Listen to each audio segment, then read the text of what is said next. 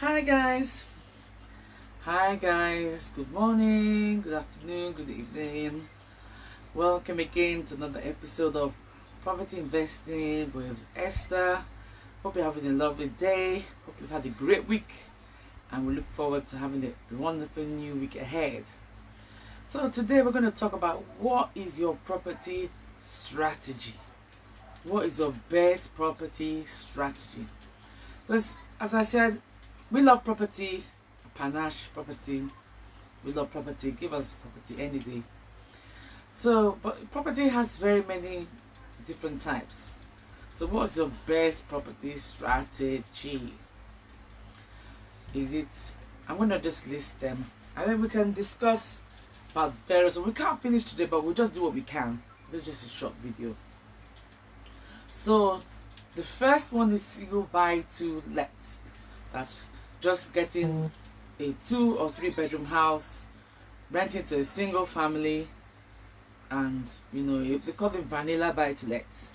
Just have a vanilla buy to let and renting it to one family, and then they're done. So that's a strategy. That's the simplest strategy of buy to let.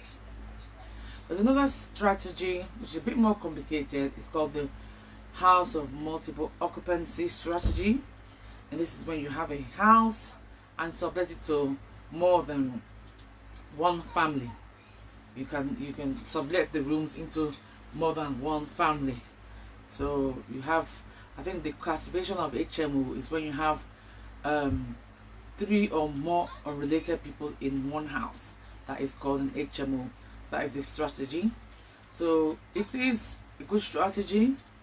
Could be more work, as you know, dealing with 3 different individuals, so it can be more work, and you have more bills to pay because you have to pay all the bills as well, but you generally get more for your money in the HMO strategy.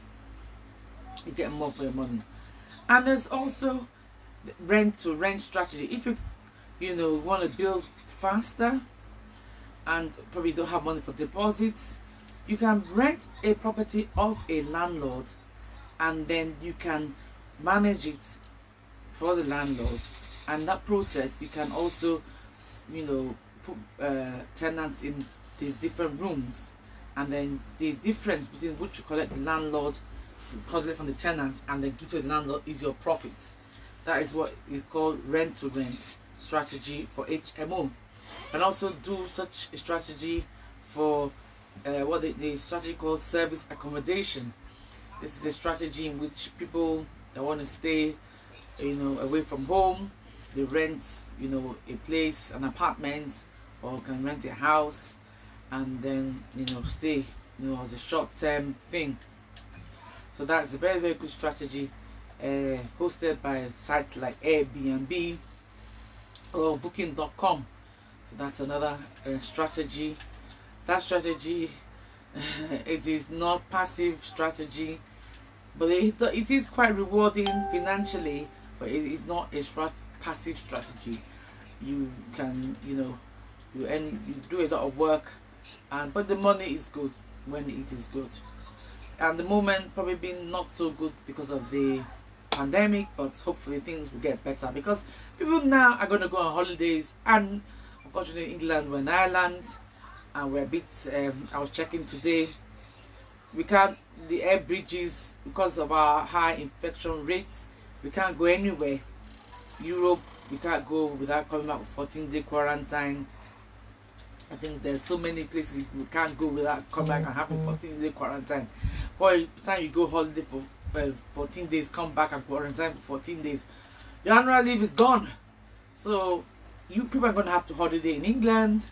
So it will work in England now. It will work. People are going to have to have a staycation and stay in the United Kingdom. And let's spend our money here so that we can build up United Kingdom again, build up Great Britain again. Yes. So another strategy is property development. They can either do commercial conversions. In this strategy, there's lots of houses that have, shops that are empty because of, you know, the owner probably has gone bankrupt and all these things, and the business is a bit slow at the moment because of the pandemic. So a lot of these shops are empty.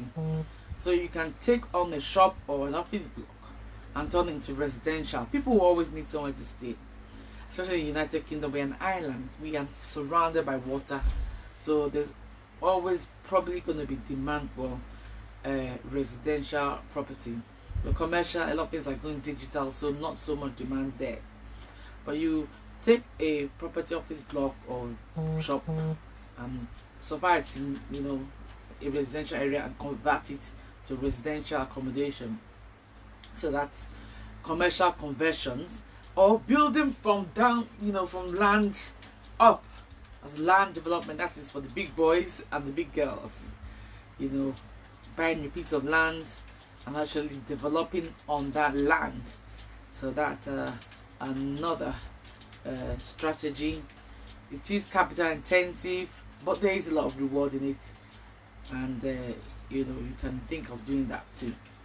Another strategy is sourcing, which you connect sellers of properties to people that want to buy them for investment. That's a sourcing strategy.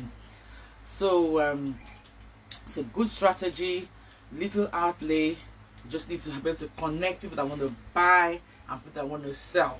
So that's the sourcing strategy. We'll go into more details. So if you don't have much money, you can begin as a property deal sourcer and earn good money by connecting people that want to buy properties to people that want to sell properties as a property deal sourcer. Another way of investing in property, which is passive, is actually by crowdfunding. There's a lot of crowdfunding websites for properties. There's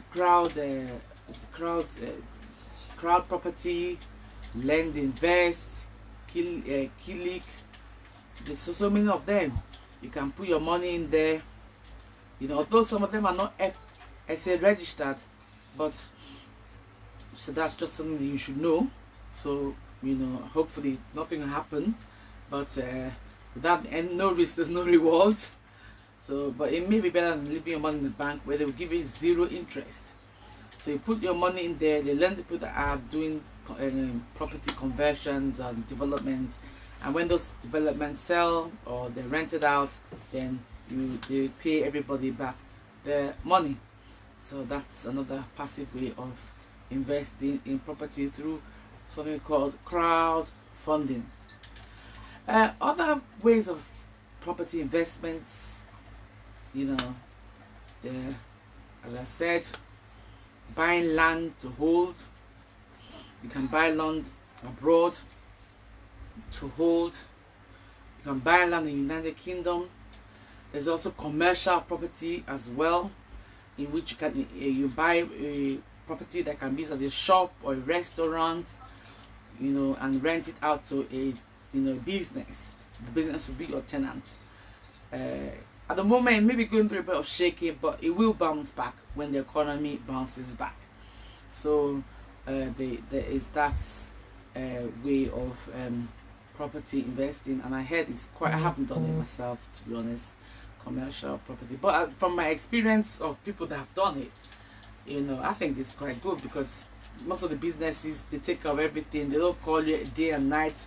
Like some tenants can call, oh, this is broken, they need that, they need this, you know, and it is quite a good, you know, way of investing if you want to be hands off, you know. And also, when there's a commercial tenant in the property, the property is actually valued at higher, is valued higher. So that's another additional, you know, plus to commercial property investing. So that's all I have for now. There are more property strategies. We'll go into them in more details in other videos, but for now, these are the only ones I can tell you. And if you enjoyed this video, please share the video, like the video, and like our page, Panache Property Sources, and I'll see you next time. Thank you. Bye.